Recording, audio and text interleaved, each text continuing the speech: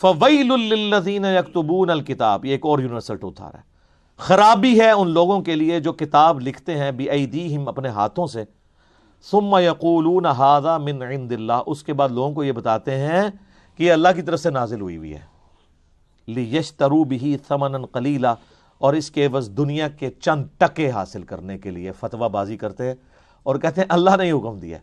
مجھے بتائیں یہ کس کے بارے میں آیت ہو سکتی ہے؟ فتوے کون لکھتا ہے؟ علماء۔ علماء کی جتنے فضائل قرآن میں بیان ہوئے ہیں نا، علماء سو کے اور علماء حق کے بھی، اتنے آپ کو احادیث میں نہیں ملیں گے، بلکہ پورا تانا بانا ہی علماء کے گرد گھومتا ہے کہ کام ہی انہوں نے ڈالا ہے۔ اور یہ طبقہ ایسا خطرناک طبقہ ہے کہ یہ وقت کے پیغمبر کو دنیاوی طور پہ فیل کر دیتا ہے، دنیاوی طور پہ۔ حضرت عیسیٰ علیہ السلام کو فیل کیا ہے نا دنیاوی طور پہ، اللہ کے حضور وہ کامیاب ہے، حتیٰ کہ اللہ نے حضرت عیسیٰ کو بھی زندہ اٹھایا ان کی جان بچانے کے لیے، تو قتل کے فتوے نکل گئے تھے۔ یہ بعد میں عیسائیت تو پھیلی ہے جب کانسٹنٹائن II نے عیسائیت قبول کی، ورنہ حضرت عیسیٰ کی زندگی میں صرف 12 بندے ان پہ ایمان لے کے آئے تھے۔ حضرت عیسیٰ علیہ السلام اپنی مبارک زندگی میں کوئی کامیاب زندگی انہوں نے نہیں گزاری دنیاوی اعتبار سے، کوانٹیٹیو، کوالیٹیٹیو تو ایک بھی بہت ہے۔ بخاری میں حدیث ہے قیامت دن بعض انبیاء آئیں گے، ان کے ساتھ 4 امتی، کسی کے ساتھ 3، کسی کے ساتھ 2، کسی کے ساتھ 1، کسی کے ساتھ ایک بھی ایسا نہیں ہوگا جو وقت کے پیغمبر پہ ایمان لایا ہو۔ تو کیا وہ نبی ناکام ہو گئے؟ نہیں، دنیاوی آپ کے سٹیٹس میں ناکام ہے، اللہ کے حضور کامیاب ہے۔ نوح علیہ السلام 950 سال محنت کی، صرف 78 لوگ ایمان لے کے آئے، تو کیا وہ نبی ناکام ہو گئے؟ نہیں، دنیاوی طور پہ ضرور آپ کی ڈاکٹرین میں ناکام ہے، اللہ کے حضور تو کامیاب ہے۔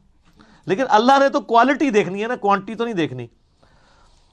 تو اللہ فرماتا ہے چند ٹکوں کے عوض یہ لوگ اللہ کی آیات کو بیچتے ہیں اس حوالے سے کہ وہ فتوے لکھتے ہیں اپنی مرضی سے اور کہتے ہیں یہ اللہ کی طرف سے نازل ہوا ہے۔ یہی ہوتا ہے، یہ آج کل یہ کام آپ کو نظر آئے گا احادیث اور آیات کی تشریح میں۔ آیت میں کچھ اور بات لکھی ہوگی، تشریح بالکل اس کے اپوزٹ ہوئی ہوگی، اور عام آدمی اتنے سیدھے ہیں وہ بیچارے سائیڈ پہ حاشیہ جو پڑھ رہے ہوتے ہیں نا، تو وہ سمجھتے ہیں کہ یہ حاشیہ بھی قرآن ہے۔ ہمیں کئی لوگ فون کر کے رابطہ کرتے ہیں، جی مسلم شریف میں میں نے خود پڑھا ہے، تو ہم پوچھتے ہیں اللہ کے بندے مسلم شریف میں پڑھا ہے یا مولانا شریف میں پڑھا ہے؟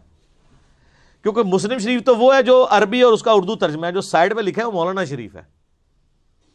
تو مولانا شریف کو مسلم شریف سے باہر نکالیں گے تو مسلم شریف پاک ہوگی، ورنہ مسلم شریف پڑھ کے بھی کوئی فرق نہیں پڑنا آپ کو، کیونکہ جو کچھ لکھا ہے اس کے الٹ اس کے سائیڈ پہ لکھا ہوتا ہے، وہ سائیڈ والی بات وہ کہتے ہیں اچھا یہ ہے، ہر چیز کو کاؤنٹر کیا ہوتا ہے۔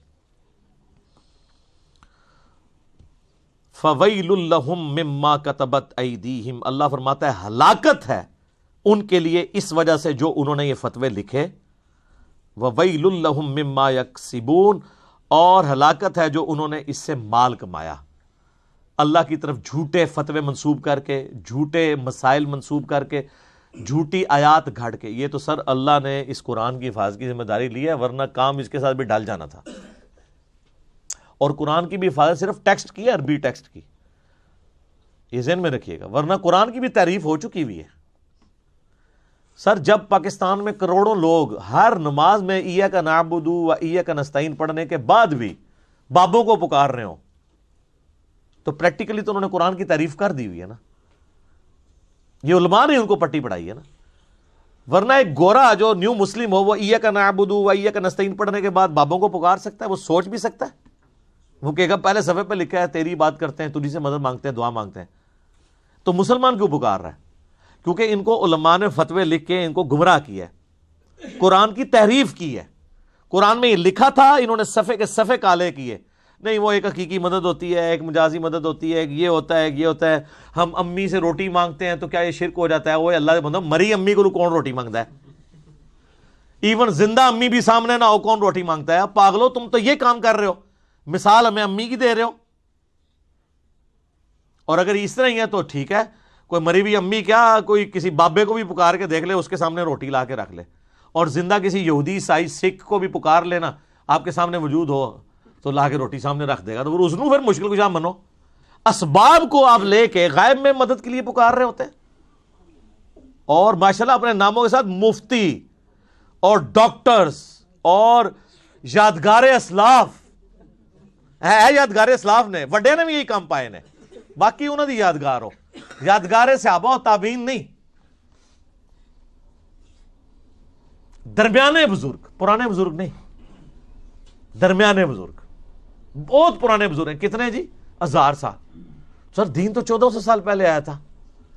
کوئی صحابہ کرام میں آیا کوئی کتبہ کسی کا یا علی مدد کا تو دکھاؤ، یا شیخ عبد القادر جیلانی مدد کا.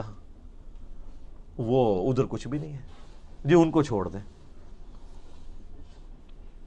صحابہ کرام کو اڑتے ہو تو دکھاؤ، ہے صحابہ کرام کو کسی کا دل چیر کے تو کچھ جان لیتے ہو تو دکھاؤ. یہ ساری مثالیں میں نے بیان کی ہیں نا. میں کہتا ہوں جی اگر آپ نے کسی کے ساتھ نیکی کرنی ہے نا، آپ چاہتے ہیں کہ وہ بھی آپ کے ساتھ جنت میں جانے میں کامیاب ہو جائے، آپ کا رشتہ دار ہے، دوست ہے، گھر والے ہیں، مجلس نمبر 100 ضرور دکھائیں انہیں. کتابوں کا خدا اور بابوں کا خدا اور. اس کو پتہ چلے کہ یار کتابیں جس خدا کا تعارف کرواتی تھیں وہ یہ والا خدا نہیں ہے جس کو یہ پوج رہے ہیں. انہوں نے اپنے تخیلات کو خدا کا نام دیا ہوا ہے.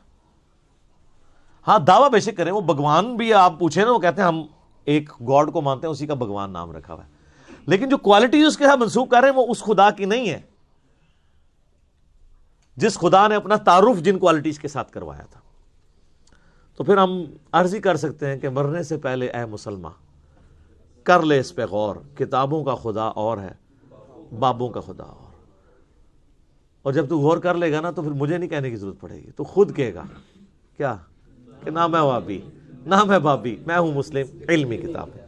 یہ اندر سے آواز نکلے گی انشاءاللہ تعالی.